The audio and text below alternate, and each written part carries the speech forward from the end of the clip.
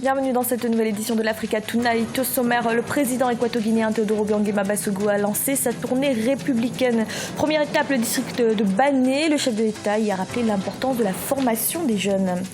2 médias audiovisuels interdits d'émettre au Togo. La haute autorité de l'audiovisuel a retiré les fréquences de la chaîne du futur et Radio City FM. Nous en parlerons avec notre invité Jean-Paul Agbo Awelete, président du Conseil national des patrons de presse du Togo.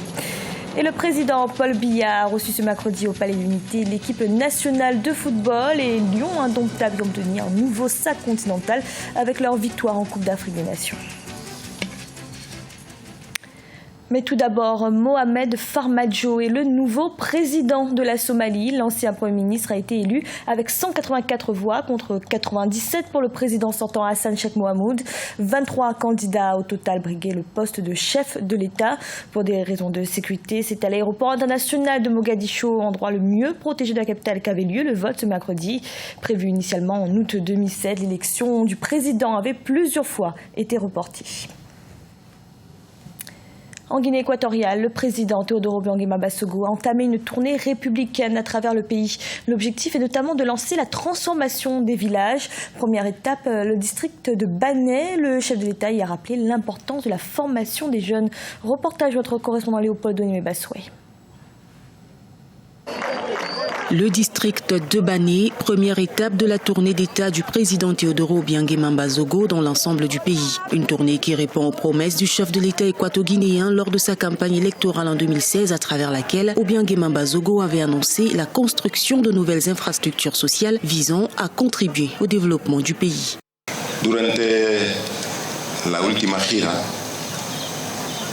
Au cours de la dernière tournée, nous avions promis la transformation de certains villages qui ont passé plusieurs décennies sans amélioration. C'est la raison de notre visite ici à Bané. Nous croyons que le progrès ne doit pas se limiter aux grandes villes comme Malabo. Le développement de la Guinée équatoriale devrait atteindre tous les coins du pays. Au cours des derniers mois de l'année 2016, plus de 70 milliards de francs CFA ont été investis pour la matérialisation d'œuvres sociales à Bané et Riaba. La priorité aujourd'hui pour le chef de l'État équato-guinéen est la formation de ressources humaines qualifiées dans l'administration publique et privée du pays. La solution más fácil es la formación de la juventud. La solution la plus simple, c'est la formation des jeunes. Le gouvernement mettra à disposition tous les moyens disponibles pour la formation de la jeunesse équato-guinéenne. Voilà pourquoi nous construisons des centres de formation professionnelle et des universités pour ceux qui ne veulent pas aller à l'extérieur pour se former. Para que aquellos que sus padres no tienen suficientes recursos puedan formarse también en el país. Entre autres, la tournée d'État du président Obiang a comme objectif d'inaugurer les 52 villages récemment transformés en pôles urbains sur l'ensemble du territoire national. Un reportage commenté par Idelette Mirabel Bissou. Au Togo, la haute autorité de l'audiovisuel a retiré les fréquences de 2 médias privés qui émettent depuis 10 ans. Elle estime que ces 2 organes n'ont pas rempli les formalités d'autorisation. Il s'agit de la télévision, la chaîne du futur et la radio City FM qui appartiennent toutes 2 au groupe Sud Média. Reportage de notre correspondante Aimé Fakofi. Le lundi 6 février 2017, par la voie de l'autorité de réglementation des postes et télécommunications, la haute autorité de l'audiovisuel et de la communication a procédé au retrait des fréquences électriques de 2 médias au Togo. Il s'agit de la télévision, la chaîne du futur et de sa radio City FM, à qui on reproche de ne pas disposer d'une base légale. Il a fallu 2012 pour que ces 2 stations viennent à la HAC pour régulariser leur situation. Et depuis 2012, comme on n'avait aucune base de son lancement, il a toujours été difficile pour la HAC de lui apporter une solution. Et comme ça fait déjà des années, il faut quand même un jour qu'on puisse se prononcer là-dessus. Et je pense qu'aujourd'hui, le moment est venu pour que la HAC enfin se prononce sur le cas de ces 2 chaînes. Au lendemain donc de la fermeture de ces 2 organes, plus de 12 organisations de la société civile prévoient 6 jours de manifestations pacifiques contre cette décision de la HAC qu'elle qualifie d'arbitraire. Nous avons décidé de suspendre nos activités en attendant de faire le recours nécessaire.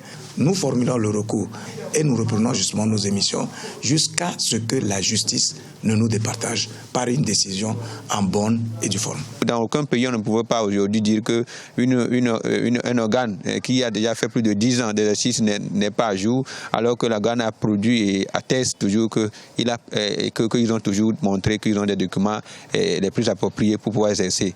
Et donc aujourd'hui, nous pensons que c'est une décision volontariste qui émane, je ne sais pas d'où, mais d'où la petite décision émane. Il faut que cette personne puisse rapporter cette décision pour que la télévision du futur, la SCF et la radio City FM puissent retrouver leur droit d'émettre sur le territoire de nos aïeux.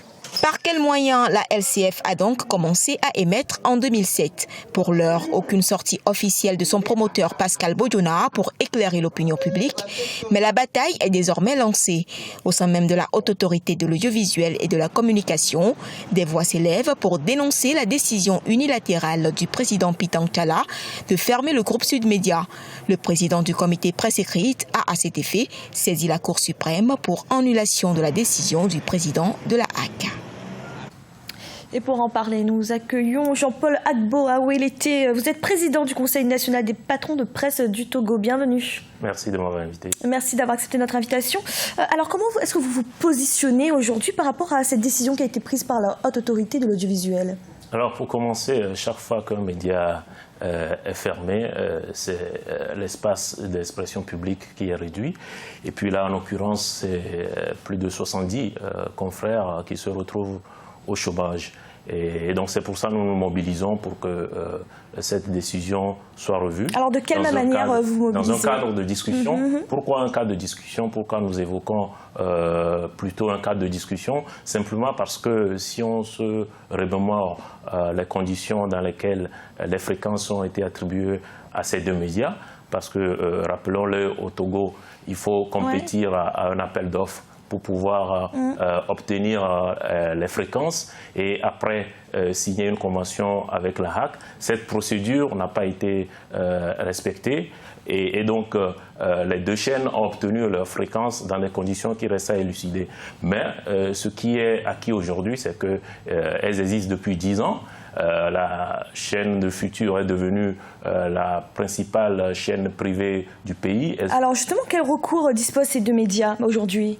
Alors, il y a d'abord le recours judiciaire dont a parlé le responsable de ces médias, mais aussi il y a les discussions que nous avons déjà entamées, y compris avec la Haute Autorité de l'Audiovisuel, avec d'autres institutions de la République, pour sensibiliser les uns et les autres sur les conséquences de cette décision et voir dans quelle mesure on peut, par exemple, envisager un moratoire qui permettrait à ces chaînes de régulariser leur situation au vu de la législation en vigueur dans notre pays. Alors pourquoi, d'après vous, qu'est-ce qui a motivé, d'après vous, cette décision 10 ans après qu'elles aient commencé d'émettre? Alors, selon le président de la HAC, il s'agit d'assainir le milieu des médias audiovisuels parce qu'après 10 ans, il était temps de régulariser un certain nombre de situations.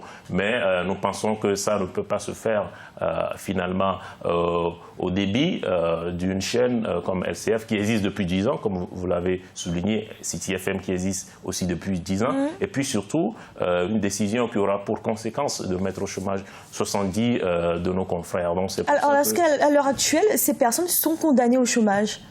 On espère que non. On espère que justement, au bout des discussions qui sont aujourd'hui menées, au bout des plaidoyers que nous faisons depuis plusieurs jours déjà, on trouvera une solution qui permettrait de relancer l'activité de ces deux médias. Monsieur Agbo Awelete, merci d'avoir répondu à nos questions. C'est moi qui vous remercie. En Algérie, la liste et les quotas des produits soumis au régime des licences d'importation seront définis lundi 13 février. C'est ce qu'a indiqué le ministre de l'Habitat, de l'Urbanisme et du Commerce. Jusqu'à présent, ce sont les véhicules, le ciment et le rond à béton qui sont soumis au régime des licences d'importation, auxquels se sont ajoutés récemment les agrumes. Et les Lions indomptables, champions d'Afrique de football, ont présenté leur trophée au Palais de l'Unité ce mercredi. Ils ont été accueillis par le couple présidentiel, le chef de l'État, Paul Biya, et son épouse, Chantal Biya. Pour rappel, l'équipe nationale du Cameroun s'est imposée face à l'Égypte en finale de la Coupe d'Afrique des Nations. Birama Saonera. Vous avez affronté les équipes les plus redoutables, les plus aguerries. Et comme on dit, vous les avez mises dans la sauce. Après leur sacre continental, les Lions indomptables du Cameroun ont été reçus mercredi 8 février au Palais de l'Unité par le président Paul Biya. Dans son discours, le chef de l'État camerounais a adressé ses sincères félicitations et la gratitude de la nation tout entière aux Lions indomptables pour leur brillant parcours à cette grande messe du football africain. Après avoir attribué cette victoire à l'unité des joueurs, le président Paul Biya a également mis l'accent sur l'unité du peuple camerounais.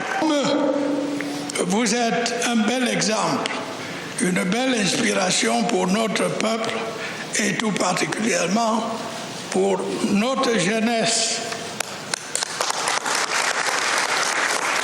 Le message que vous avez passé est clair. Que vous soyez du nord ou du sud, de l'est ou de l'ouest, vous êtes d'abord et avant tout des Camerounais. Votre belle prestation à la Coupe d'Afrique des Nations vient encore de le prouver. Quand les Camerounais sont unis et solidaires, rien ne peut les arrêter. C'est le 5 février 2017, lors de la finale de la 31e édition de la Coupe d'Afrique des Nations, que les Lions indomptables du Cameroun ont battu les pharaons d'Égypte. Du côté des joueurs et de leurs encadreurs, l'émotion, la joie étaient les sentiments les plus partagés lors de cette réception en leur honneur. La réception du chef de l'État, c'est un moment inoubliable, c'est très très rare, donc on espère refaire ce genre de performance pour pouvoir encore être ici une nouvelle fois. C'est un grand honneur d'être ici dans la résidence du chef d'État. C'est évidemment quelque chose de spécial pour moi qui est étranger. Oui, c'est quelque chose de... Franchement, c'est magnifique de pouvoir être reçu par le premier sportif camerounais, son Excellence Paul Biya. Franchement, c'est énorme et c'est motivant parce que quand vous avez une telle, vous êtes reçu d'une telle manière, ça vous pousse encore à aller chercher une autre Coupe d'Afrique pour revenir une fois de plus au palais.